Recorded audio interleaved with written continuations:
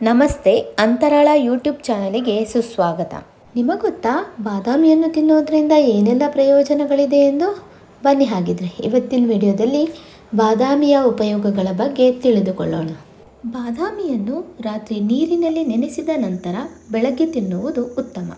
ಹೀಗೆ ಮಾಡುವುದರಿಂದ ಜೀರ್ಣಕ್ರಿಯೆ ಸುಲಭವಾಗಿ ಆಗುತ್ತದೆ.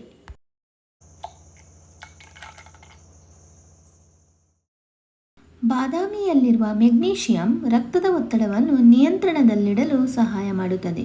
ಹಾಗೆಯೇ ವಿಟಮಿನ್ ಇ ಅಧಿಕವಾಗಿ ಇದ್ದು ಕಣ್ಣುಗಳ ಆರೋಗ್ಯವನ್ನು ಕಾಪಾಡುವಲ್ಲಿಯೂ ಇದು ಬಹಳ ಸಹಾಯವನ್ನು ಮಾಡುತ್ತದೆ. ಬಾದಾಮಿಯಲ್ಲಿ ತುಂಬ ಚೆನ್ನಾಗಿ ಫೈಬರ್ ಇರುವುದರಿಂದ ಇದು ಜೀರ್ಣಕ್ರಿಯೆಯನ್ನು ಸುಲಭವಾಗಿಸುತ್ತದೆ ಮತ್ತು ಅಸಿಡಿಟಿಯನ್ನು ಕಡಿಮೆ ಮಾಡುತ್ತದೆ. ಬಾದಾಮಿಯಲ್ಲಿರುವ ವಿಟಮಿನ್ ಇ ಚರ್ಮದ ಆರೋಗ್ಯವನ್ನು ಕಾಪಾಡುತ್ತದೆ ಮತ್ತು ಅದನ್ನು ಹೊಳಪಾಗಿಸುವಲ್ಲಿ ಸಹಾಯ ಮಾಡುತ್ತದೆ. ಬಾದಾಮಿಯು ವಿಟಮಿನ್ ಇ ಮತ್ತು ಕೊಬ್ಬು ಆಸಿಡ್ಗಳಿಂದ ಸಮೃದ್ಧವಾಗಿದೆ. ಇದು ಒಣ ಚರ್ಮಕ್ಕೆ ತೇವವನ್ನು ನೀಡುತ್ತದೆ ಮತ್ತು ಚರ್ಮವನ್ನು ಮೃದುವಾಗಿಸುತ್ತದೆ.